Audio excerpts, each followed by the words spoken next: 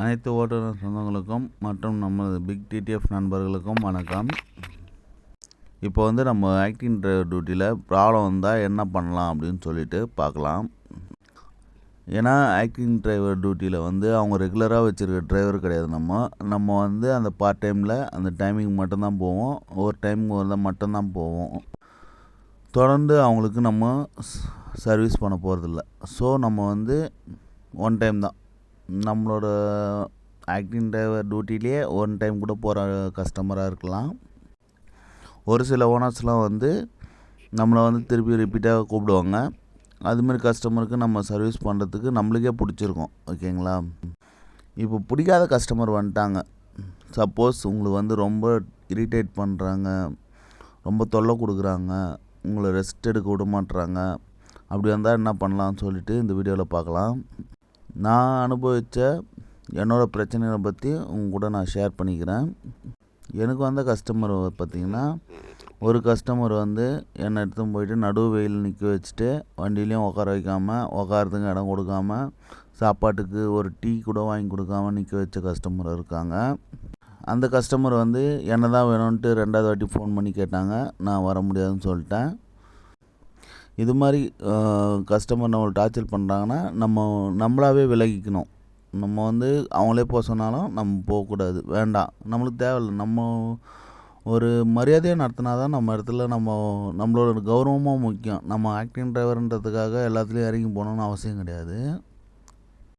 இன்னொரு கஸ்டமர் என்ன பண்ணாங்கன்னா, நான் போகிற டைமில் அந்த அரை மணி நேரம் கம்மி பண்ணி நீங்கள் பேமெண்ட் வாங்கிங்க அப்படின்னு சொன்னாங்க. அதுமாரி கஸ்டமரும், அதாவது நான் ஒரு 10 மணி நேரம் ஓட்டினேன். அதில் எனக்கு சாப்பிட ஒரு 15 நிமிஷத்தை ½ அன் ஹவர் கணக்கு பண்ணி அதை நீங்கள் குறைச்சா தான் நான் பேமெண்ட் பண்ணுவேன்னு சொன்னாங்க.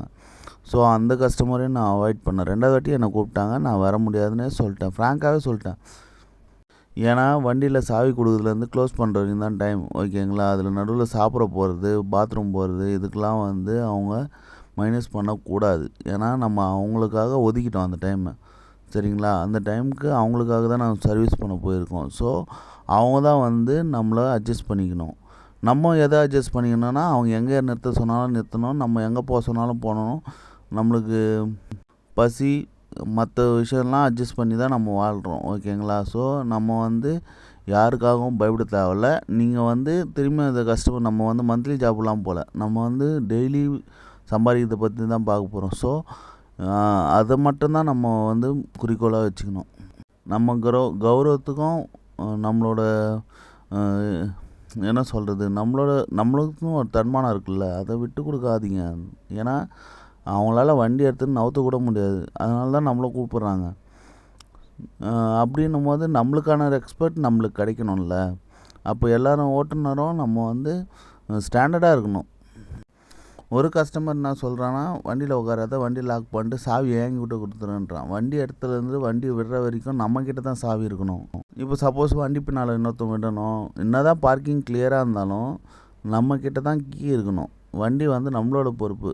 ஸோ நம்மளோட தான் அந்த வண்டியோட ஓனர் அந்த டைமுக்கு. ஓகேங்களா? அவங்க ஹேண்ட் ஓவர் திரும்பி ரிட்டன் அவங்கக்கிட்ட கீ ஹேண்ட் ஓவர் பண்ணுற வரைக்கும் நம்ம தான் ஓனர். அதனால் நம்ம தான் அந்த வண்டியை பாதுகாப்பாக வச்சுக்கணும்.